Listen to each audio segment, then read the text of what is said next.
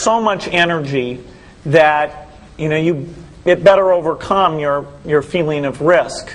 I don't think that you necessarily, if you're going to start a company, should do it at the start of your career. I think there's a lot to be said for working for a company, learning how they do things. If you're young, it's hard to go lease premises. They made that hard for me. You couldn't rent a car when you were under 25 at the time, so I was always taking taxis to go see customers. People would say, well, we're going to go have a discussion in the bar. Well, I couldn't go to the bar.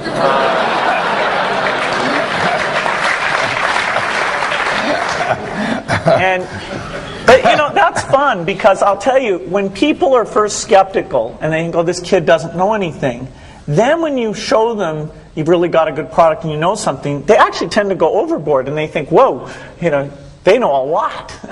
Let's really do an incredible amount with these people. So our youth, at least in this country, was a huge asset for us once we reached a certain threshold. It's hard to hire older people because they'll be a little bit conservative about whether they should come and take the risk. And it took 3 or 4 years before we could go out into the normal sort of employment pool. But those problems that come with starting a firm, you better think of those as part of the pleasure, part of the challenge that is part of the excitement. I want to thank Harvard for this honor. I'll be changing my job next year, and it will be nice to finally have a college degree on my resume.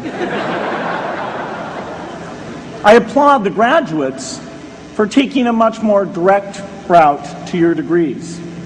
For my part, I'm just happy that the Crimson called me Harvard's most successful dropout.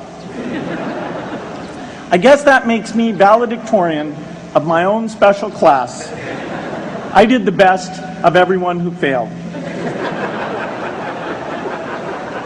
But I also want to be recognized as the guy who got Steve Ballmer to drop out of business school.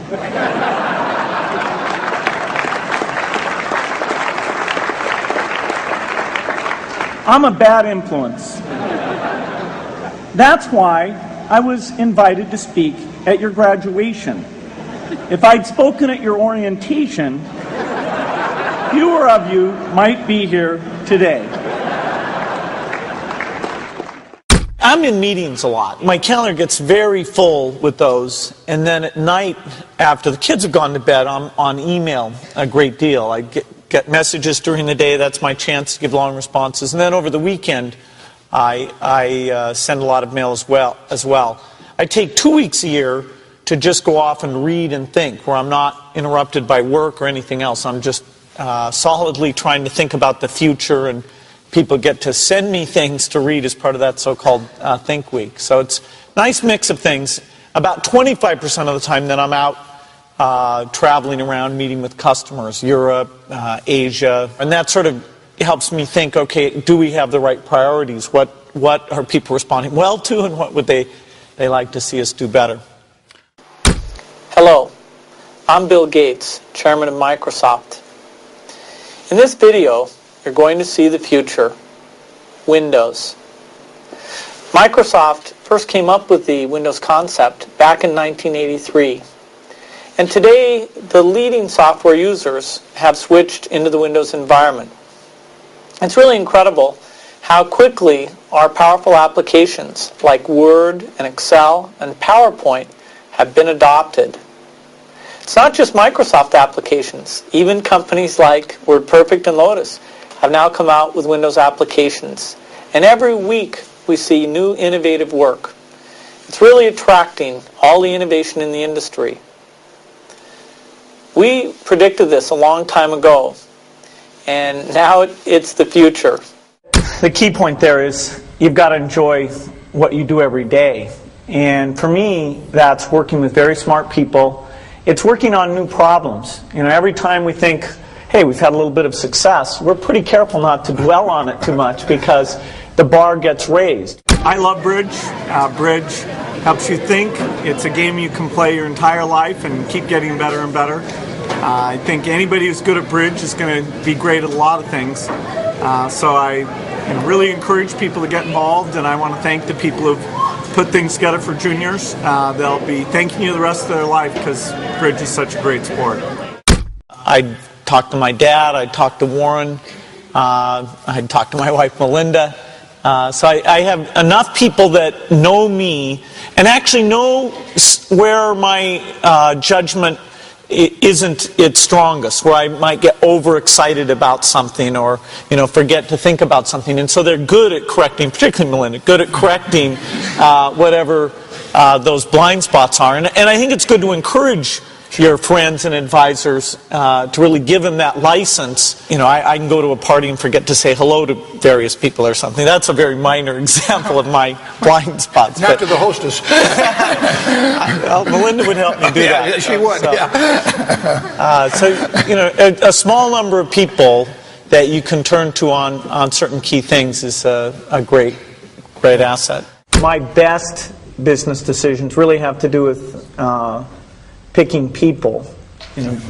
Deciding to go into partnership with Paul Allen is probably at the top of the list, and then subsequently hiring a friend, Steve Ballmer, and having somebody who you totally trust, who's totally committed, who shares your vision and yet has a little bit different set of skills, and also acts as a check on you.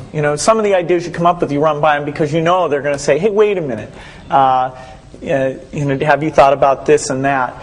And just, the benefit of sparking off of somebody who's got that kind of brilliance, it's not only made it fun, but it's really led to a lot of the success. So picking a partner is crucial.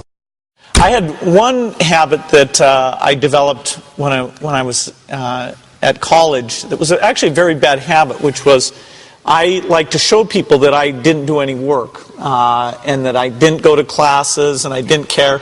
And then at the very last minute, like 2 days before the test, I'd get serious about it. And people thought that was funny. That was my positioning, the guy who did nothing until the last minute. Then when I went into business, that was a really bad habit, and it took me a couple of years to get over that. Nobody praised me because I would do things at the last minute, and I tried to reverse to students I didn't think that highly of, who were always organized and had things done on time. I'm still working on it, but procrastination is not a good habit. Bill can change clothes in the car. So I'm going to challenge Bill Gates, my partner at Facebook, Sheryl Sandberg, and Netflix's founder and CEO, Reed Hastings.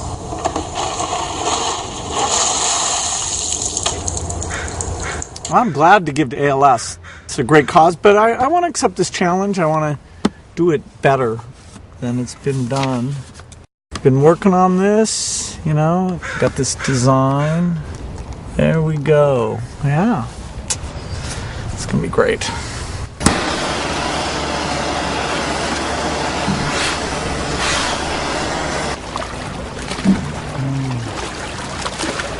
I'm here to join the people bringing attention to Lou Gehrig's disease by taking the ALS Ice Bucket Challenge. I'm going to challenge 3 more people: Elon Musk, Ryan Seacrest, and Chris Anderson of TED. Consider yourself challenged. You have 24 hours. Good luck.